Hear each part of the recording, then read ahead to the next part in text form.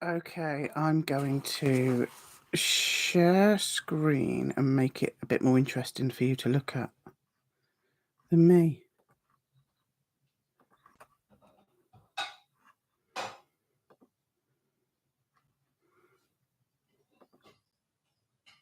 Yeah, hopefully that's a bit more interesting. So, chapter 6, we'll see how far we get.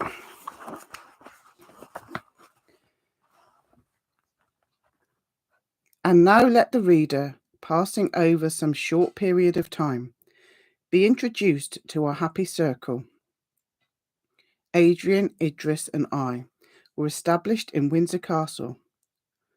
Lord Raymond and my sister inhabited a house which the former had built to the borders of the great park, near Perdita's cottage, as was still named the low roof abode, where we two, poor even in hope, had each received the assurance of our felicity. We had our separate occupations and our common amusements. Sometimes we passed whole days under the leafy covert of the forest with our books and music. This occurred during those rare days in this country when the sun mounts his ethereal throne in unclouded majesty, and the windless atmosphere is as a bath of pellucid and grateful water, wrapping the senses in tranquillity. When the clouds veiled the sky and the wind scattered them here and there, rendering their woof and stewing their fragments through the aerial plains, then we rode out and sought new spots of beauty and repose. When the frequent rains shut us within doors, evening recreation followed morning study, ushered in by music and song. Idris had a natural musical talent, and her voice, which had been carefully cultivated, was full and sweet. Raymond and I made a part of the concert, and Adrian and Perdita were devout listeners. Then we were as gay as summer insects, playful as children. We ever met one another with smiles, and read content and joy in each other's countenances. Our prime festivals were held in Perdita's cottage, nor were we ever weary of talking of the past or dreaming of the future. Jealousy and disquiet were unknown among us, nor did a fear or hope of change ever disturb our tranquillity. Others said we might be happy. We said we are. When any separation took place between us, it generally so happened that Idris and Perdita would ramble away together, and we remained to discuss the affairs of nations and the philosophy of life. The very difference of our dispositions gave zest to these conversations. Adrian had the superiority in learning and eloquence, but Raymond possessed a quick penetration and a practical knowledge of life, which usually displayed itself in opposition to Adrian, and thus kept up the ball of discussion. At other times we made excursions of many days' duration, and crossed the country to visit any spot noted for beauty or historical association. Sometimes we went up to London and entered into the amusements of the busy throng. Sometimes our retreat was invaded by visitors from among them. This change made us only the more sensible to the delights of the intimate intercourse of our own circle, the tranquillity of our divine forest, and our happy evenings in the halls of our beloved castle. The disposition of Idris was peculiarly frank, soft, and affectionate. Her temper was unalterably sweet, and although firm and resolute on any point that touched her heart, she was yielding to those she loved. The nature of Perdita was less perfect, but tenderness and happiness improved her temper and softened her natural reserve. Her understanding was clear and comprehensive, her imagination vivid. She was sincere, generous, and reasonable. Adrian, the matchless brother of my soul, the sensitive and excellent Adrian, loving all and beloved by all, yet seemed destined not to find the half of himself which was to complete his happiness. He often left us and wandered by himself in the woods, or sailed in his little skiff, his books his only companions. He was often the gayest of our party, at the same time that he was the only one visited by fits of despondency. His slender frame seemed overcharged with the weight of life, and his soul appeared rather to inhabit his body than unite with it. I was hardly more devoted to my Idris than to her brother, and she loved him as her teacher, her friend, the benefactor who had secured to her the fulfilment of her dearest wishes.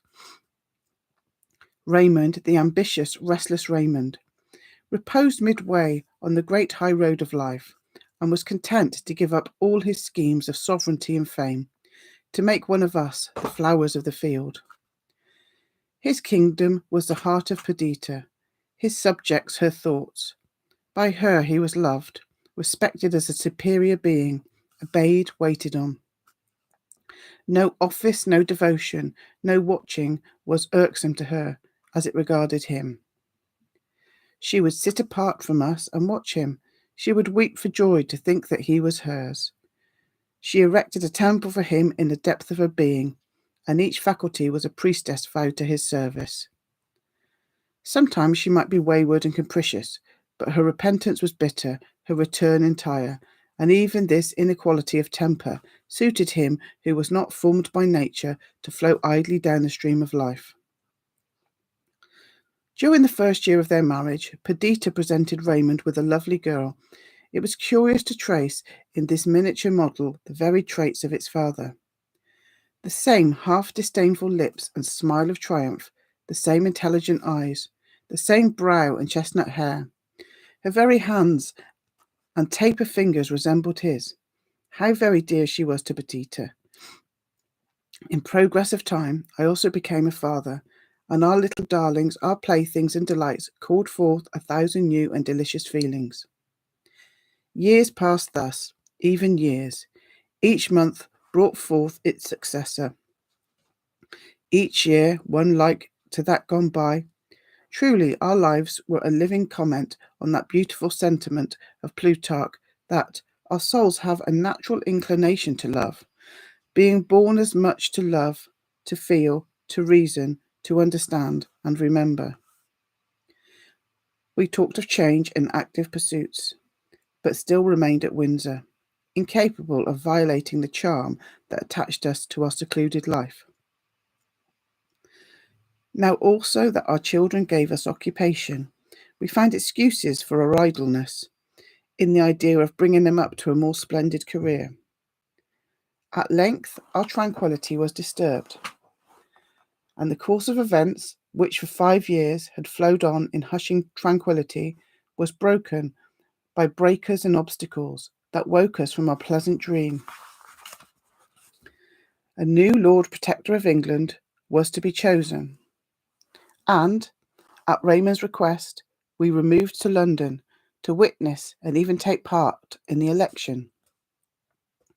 If Raymond had been united to Idris, this post had been his stepping stone to higher dignity, and his desire for power and fame had been crowned with fullest measure. He had exchanged a sceptre for a lute, a kingdom for Perdita. Did he think of this as we journeyed up to town? I watched him, but could make but little of him. He was particularly gay, playing with his child and turning to sport every word that was uttered. Perhaps he did this because he saw a cloud upon Perdita's brow. She tried to rouse herself, but her eyes every now and then filled with tears, and she looked wistfully on Raymond and her girl, as if fearful that some evil would betide them. And so she felt. A presentiment of ill hung over her. She leaned from the window looking on the forest and the turrets of the castle, and as these became hid by intervening objects, she passionately exclaimed, "Scenes of happiness, scenes sacred to devoted love. When shall I see you again? And when I see ye, shall I be lost? Shall I still be the beloved and joyous Perdita, or shall I, heartbroken and lost, wander among your groves, the ghost of what I am? "Why, silly one," cried Raymond, "what is your little head pondering upon, that of a sudden you have become so sublimely dismal? Cheer up, or I shall make you over to Idris, and call Adrian into the carriage, who, I see by his gesture, sympathizes with my good spirits." Adrian was on horseback. He rode up to the carriage, and his gaiety, in addition to that of Raymond, dispelled my sister's melancholy. We entered London in the evening, and went to our several abodes near Hyde Park. The following morning, Lord Raymond visited me early. "I come to you," he said, "only half assured that you will assist me in my project, but resolved to go through with it, whether you concur with me or not.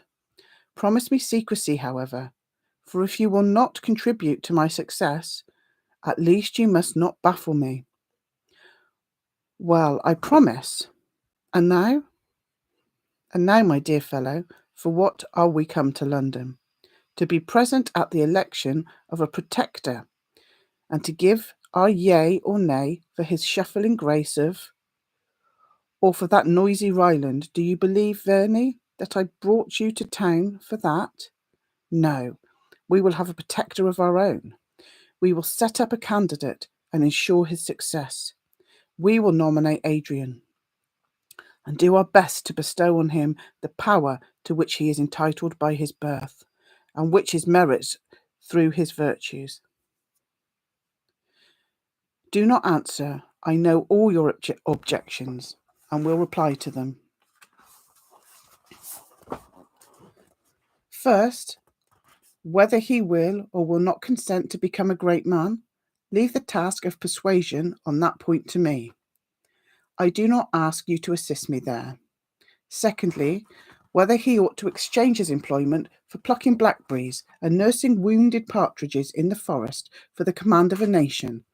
My dear Lionel, we are married men, and find employment sufficient in amusing our wives and dancing our children. But Adrian is alone, wifeless, childless, unoccupied. I have long observed him. He pines for want of some interest in life. His heart, exhausted by his early sufferings, reposes like a new-healed limb, and shrinks from all excitement. But his understanding, his charity, his virtues want a field for exercise and display, and we will produce it for him.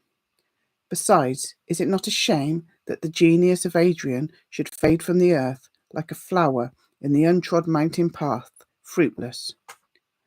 Do you think nature composed his surpassing machine for no purpose? Believe me, he was destined to be the author of infinite good to his native England.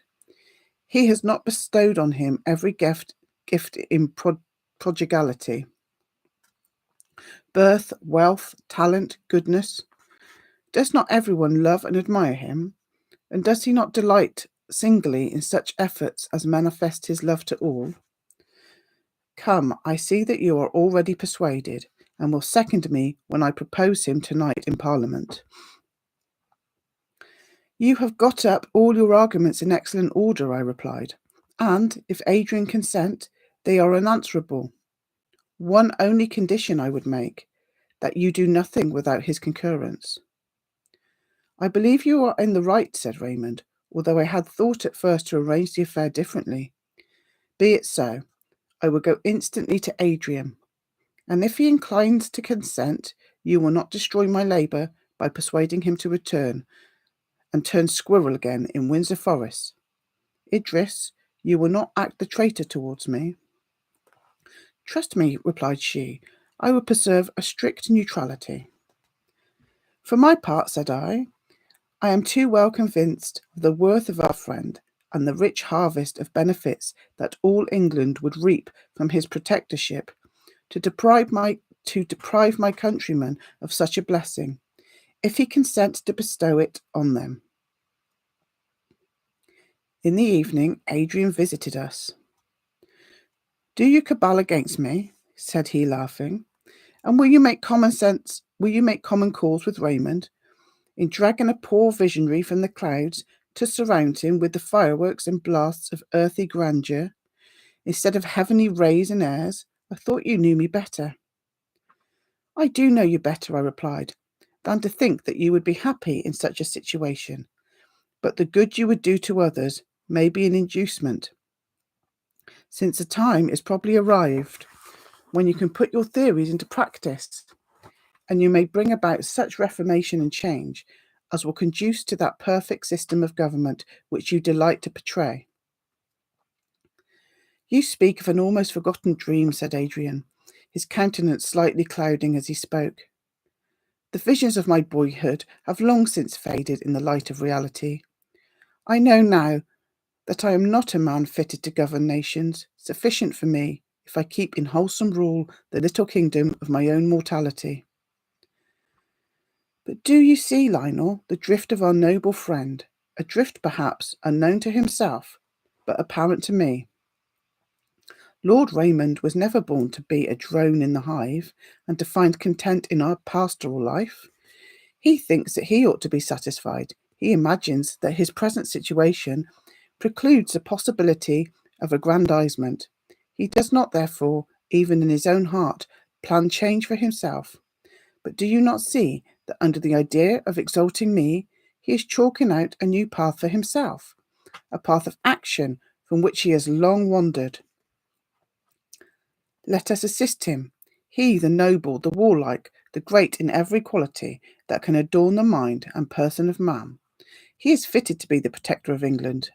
If if we propose him, he will assuredly be elected, and will find, in the functions of that high office, scope for the towering powers of his mind. Even Perdita will rejoice. Perdita, in whom ambition was a covered fire, until she married Raymond, which event was for a time the fulfilment of her hopes. Perdita will rejoice in the glory and advancement of her lord, and coyly and prettily not be discontented with her share. In the meantime, we, the wise of the land, will return to our castle, and Synectius-like take to our usual labours, until our friend shall require our presence and assistance here. The more Adrian reasoned upon this scheme, the more feasible it appeared. His own determination never to enter into public life was insurmountable, and the delicacy of his health was a sufficient argument against it. The next step was to induce Raymond to confess his secret wishes for dignity and fame. He entered while we were speaking. The way in which Adrian had received his project for settling him up as a candidate for the protectorship and his replies had already awakened in his mind the view of the subject which we were now discussing. His countenance and manner betrayed irresolution and anxiety, but the anxiety arose from a fear that we should not prosecute or not succeed in our idea, and his irresolution from a doubt whether we should risk a defeat. A few words from us decided him, and hope and joy sparkled in his eyes. The idea of embarking in a career so congenial to his early habits and cherished wishes made him, as before, energetic and bold. We discussed his chances, the merits of the other candidates, and the dispositions of the voters. After all, we miscalculated. Raymond had lost much of his popularity and was deserted by his peculiar partisans. Absence from the busy stage had caused him to be forgotten by the people. His former parliamentary supporters were principally composed of royalists who had been willing to make an idol of him when he appeared as the heir of Earldom of Windsor, but who were indifferent to him when he came forward with no other attributes and distinctions than they conceived to be common to many among themselves. Still, he had many friends, admirers of his transcendent talents. His presence in the House, his eloquence, address, and imposing beauty were calculated to produce an electric effect. Adrian also, notwithstanding his recluse habits and theories, so adverse to the spirit of party, had many friends, and they were easily induced to vote for a candidate of his selection. The Duke of and Mr. Ryland, Lord Raymond's old antagonist, were the other candidates. The Duke was supported by all the aristocrats of the Republic, who considered him their proper representative. Ryland was a popular candidate. When Lord Raymond was first added to the list, his chance of success appeared small. We retired from the debate which had followed on his nomination. We, his nominators, mortified. He, dispirited to excess. Perdita reproached us bitterly. Her expectations had been strongly excited. She had urged nothing against our project. On the contrary, she was evidently pleased by it, but its evident ill success changed the current of her ideas. She felt that, once awakened, Raymond would never return unrepining to Windsor. His habits were unhinged, his restless mind roused from its sleep. Ambition must now be his companion through life, and if he did not succeed in his present attempt, she foresaw that unhappiness and cureless discontent would follow. Perhaps her own disappointment added a sting to her thoughts and words. She did not spare us, and our own reflections added to our disquietude. It was necessary to follow up our nomination and to persuade Raymond to present himself to the electors on the following evening. For a long time he was obstinate. He would embark in a balloon. He would sail for a distant quarter of the world where his name and humiliation were unknown. But this was useless. His attempt was registered, his purpose published to the world. His shame could never be erased from the memories of men. It was as well to fail at last after a struggle as to fly now at the beginning of his enterprise. From the moment that he adopted this idea, he was changed. His depression and anxiety fled. He became all life and activity. The smile of triumph shone on his countenance, determined to pursue his object to the uttermost. His manner and expression seemed ominous of the accomplishment of his wishes. Not so Perdita. She was frightened by his gaiety, for she dreaded a greater revulsion at the end. If his appearance even inspired us with hope, it only rendered the state of her mind more painful. She feared to lose sight of him, yet she dreaded to remark any change in the temper of his mind. She listened eagerly to him, yet tantalized herself by giving to his words a meaning foreign to their true interpretation and adverse to her hopes. She dared not be present at the contest, yet she remained at home a prey to double solicitude. She wept over a little girl. She looked, she spoke, as if she dreaded the occurrence of some frightful calamity. She was half mad from the effects of uncontrollable agitation. Lord Raymond presented himself to the house with fearless confidence of insinuating address. After the Duke of and Mr. Ryland had finished their speeches, he commenced. Assuredly, he had not conned his lesson, and at first he hesitated, pausing in his ideas and in the choice of his expressions. By degrees he warmed, his words flowed with ease, his language was full of vigour, and his voice of persuasion. He reverted to his past life, his successes in Greece, his favour at home. Why should he lose this, now that added years, prudence, and the pledge which his marriage gave to his country ought to increase, rather than diminish his claims to confidence? He spoke of the state of England, the necessary measures to be taken to ensure its security and confirm its prosperity. He drew a glowing picture of its present situation. As he spoke, every sound was hushed, every thought suspended by intense attention. His graceful elocution enchained the senses of his hearers. In some degree, also, he was fitted to reconcile all parties. His birth pleased the aristocracy, his being the candidate recommended by Adrian, a man intimately allied to the popular party, caused a number who had no great reliance either on the Duke or Mr. Ryland to range on his side. The contest was keen and doubtful. Neither Adrian nor myself would have been so anxious if our own success had depended on our exertions.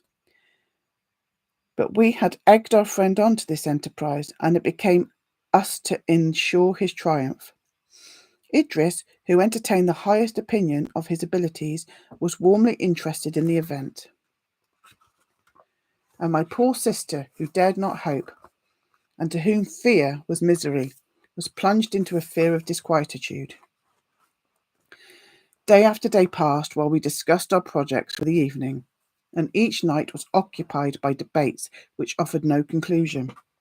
At last the crisis came, the night when Parliament, which had so long delayed its choice, must decide. As the hour of 12 passed, and the new day began, it was by virtue of the Constitution dissolved, its power extinct. We assembled at Raymond's house, we and our partisans. At 5:30 we proceeded to the house. Idris endeavoured to calm Perdita, but the poor girl's agitation deprived her of all power of self-command. She walked up and down the room, gazed wildly when anyone entered, fancying that they might be the announcers of her doom. I must do justice to my sweet sister. It was not for herself that she was thus agonized.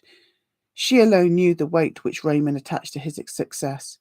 Even to us he assumed gaiety and hope, and assumed them so well that we did not divine the secret workings of his mind.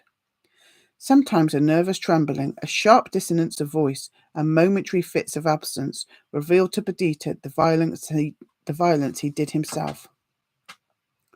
But we, intent in our plans, observed only his ready laugh, his joke intruded on all occasions, the flow of his spirits which seemed incapable of ebb. Besides, Perdita was with him in his retirement. She saw the moodiness that succeeded to this forced hilarity. She marked his disturbed sleep, his painful irritability. Once she had seen his tears. Hers had scarce ceased to flow, since she had beheld the big drops which disappointed pride had caused to gather in his eye, but which pride was unable to dispel. What wonder, then, that her feelings were wrought to this pitch? I thus accounted to myself for her agitation, but this was not all, and the sequel revealed another excuse. One moment we seized before our departure to take leave of our beloved girls. I had small hope of success, and entreated Idris to watch over my sister. As I approached the latter, she seized my hands and drew me into another apartment. She threw herself into my arms and wept and sobbed bitterly and long. I tried to soothe her. I bade her hope. I asked what tremendous consequences would ensue even on our failure.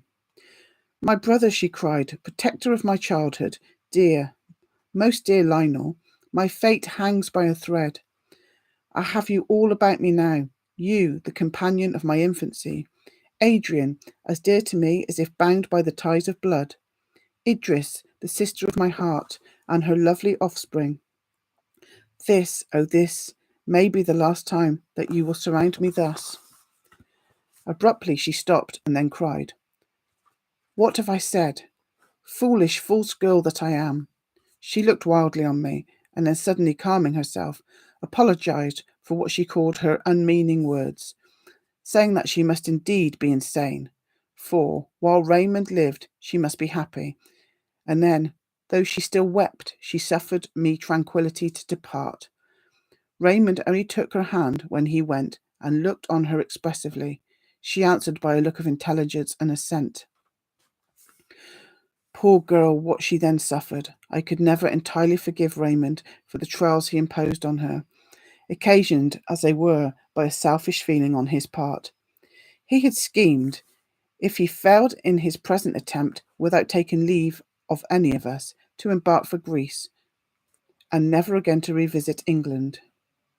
Perdita acceded to his wishes, for his continent was the chief object of her life, the crown of her enjoyment, but to leave us all, her companions, the beloved partners of her happiest years, and in the interim to conceal this frightful determination, was a task that almost conquered her strength of mind. She had been employed in arranging for their departure. She had promised Raymond during this decisive evening to take advantage of our absence, to go one stage of the journey, and he, after his defeat was ascertained, would slip away from us and join her. Although, when I was informed of this scheme, I was bitterly offended by the small attention which Raymond paid to my sister's feelings, I was led by reflection to consider that he acted under the force of such strong excitement as to take from him the consciousness and consequently the guilt of a fault. If he had permitted us to witness his agitation, he would have been more under the guidance of reason, but his struggles for the show of composure acted with such violence on his nerves as to destroy his power of self-command. I am conceived that at the worst he would have returned from the seashore to take leave of us and to make us the partners of his counsel. But the task imposed on Perdita was not the less painful. He had extorted from her a vow of secrecy, and her part of the drama, since it was to be performed alone, was the most agonizing that could be devised. But to return to my narrative. The debates had hitherto been long and loud. They had often been protracted merely for the sake of delay. But now each seemed fearful lest the fatal moment should pass, while the choice was yet undecided. Unwonted silence reigned in the house. The members spoke in whispers, and the ordinary business was translated with celerity and quietness. During the first stage of the election, the Duke had been thrown out. The question, therefore, lay between Lord Raymond and Mr. Ryland. The latter had felt secure of victory until the appearance of Raymond, and since his name had been inserted as a candidate, he had canvassed with eagerness. He had appeared each evening, impatience and anger marked in his looks, scowling on us from the opposite side of St. Stephen's, as if his mere frown would cast eclipse on our hopes.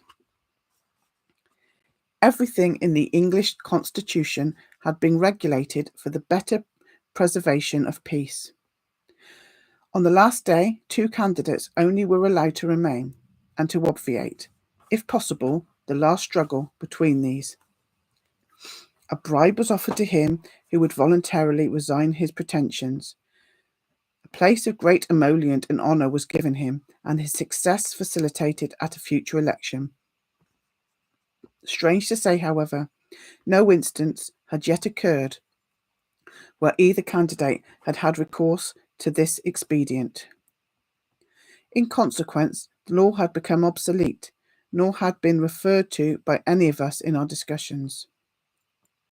To our extreme surprise, when it was moved that we should resolve ourselves into a committee for the election of the Lord Protector, the member who had nominated Ryland rose and informed us that this candidate has resigned his pretensions. His information was at first received with silence. A confused murmur succeeded, and when the chairman declared Lord Raymond duly chosen, it amounted to a shout of applause and victory. It seemed as if, far from any dread of defeat, even if Mr. Ryland had not resigned, every voice would have been united in favour of our candidate. In fact, now that the idea of contest was dismissed, all hearts returned to their former respect and admiration of our accomplished friend. Each felt that England had never seen a protector so capable of fulfilling the arduous duties of that high office. One voice made of many voices resounded through the chamber. It syllabled the name of Raymond. He entered. I was on one of the highest seats, and saw him walk up the passage to the table of the speaker. The native modesty of his disposition conquered the joy of his triumph. He looked round timidly. A mist seemed before his eyes. Adrian, who was beside me, hastened to him, and jumping down the benches, was at his side in a moment. His appearance reanimated our friend, and when he came to speak and act, his hesitation vanished, and he shone out supreme in majesty and victory. The former protector tendered him the oaths and presented him with the insignia of office, performing the ceremonies of installation. The House then dissolved. The chief members of the state crowded round the new magistrate and conducted him to the Palace of Government. Adrian suddenly vanished, and by the time that Raymond's supporters were reduced to our intimate friends, returned leading Idris to congratulate her friend on his success. But where is Perdita? In securing solicitously an unobserved retreat in case of failure, Raymond had forgotten to arrange the mode by which she was to hear of his success. and she had been too much agitated to revert to this circumstance. When Idris entered, so far had Raymond forgotten himself that he asked for my sister. One word, which told of her mysterious disappearance, recalled him. Adrian, it is true, had already gone to seek the fugitive, imagining that her tameless anxiety had led her to the purlieus of the house, and that some sinister event detained her. But Raymond, without explaining himself, suddenly quitted us, and in another moment we heard him gallop down the street, in spite of the wind and rain that scattered tempests over the earth. We did not know how far he had to go, and soon separated, supposing that in a short time he would return to the palace with Perdita, and that they would not be sorry to find themselves alone. Perdita had arrived with her child at Dartford, weeping and inconsolable. She directed everything to be prepared for the countenance of their journey, and placing her lovely sleeping charge on a bed, passed several hours in acute suffering. Sometimes she observed the war of elements, thinking that they also declared against her, and listened to the pattering of the rain in gloomy despair. Sometimes she hung over her child, tracing her resemblance to the father, and fearful lest in afterlife she should display the same passions and uncontrollable impulses that rendered him unhappy. Again, with a gush of pride and delight, she marked in the features of her little girl the same smile of beauty that often irradiated Raymond's countenance. The sight of it soothed her. She thought of the treasure she possessed in the affections of her lord, of his accomplishments, surpassing those of his contemporaries, his genius, his devotion to her. Soon she thought that all she possessed in the world, except him, might well be spared, nay, given with delight, a proportionary offering to secure the supreme good she retained in him. Soon she imagined that fate demanded this sacrifice from her as a mark she was devoted to Raymond, and that it must be made with cheerfulness. She figured to herself their life in the Greek isle he had selected for their retreat, her task of soothing him, her cares for the beauteous Clara, her rides in his company, her dedication of herself to his consolation. The picture then presented itself to her in such glowing colours that she feared the reverse, and a life of magnificence and power in London, where Raymond would no longer be hers only, nor she the sole source of happiness to him. So far as she merely was concerned, she began to hope for defeat, and it was only on this account that her feelings vacillated, as she heard him gallop into the courtyard of the inn. That he should come to her alone, wetted by the storm, careless of everything except speed. What else could it mean than that, vanquished and solitary, they were to take their way from native England, the scene of shame, and hide themselves in the myrtle groves of the Grecian Isles? In a moment she was in his arms. The knowledge of his success had become so much a part of himself that he forgot that it was necessary to impart it to his companion. She only felt in his embrace a dear assurance that while he possessed her, he would not despair. "This is kind," she cried. "This is noble, my own beloved. Oh, fear not disgrace or lowly fortune while you have your Perdita. Fear not sorrow while our child lives and smiles. Let us go even where you will. The love that accompanies us will prevent our regrets." Locked in his embrace, she spoke thus, and cast back her head, seeking an assent to her words in his eyes. They were sparkling with ineffable delight. "Why, my little lady protectress," said he playfully, "what is this you say? And what pretty scheme have you woven of exile and obscurity? While a brighter web, a gold enwoven tissue, is that which, in truth, you ought to contemplate." He kissed her brow, but the wayward girl, half sorry at his triumph, agitated by swift change of thought, hid her face in his bosom and wept. He comforted her. He instilled into her his own hopes and desires, and soon her countenance beamed with sympathy. How very happy were they that night! How full, even to bursting, was their sense of joy! Okay, so that was chapter 6. and we'll do chapter 7 next time.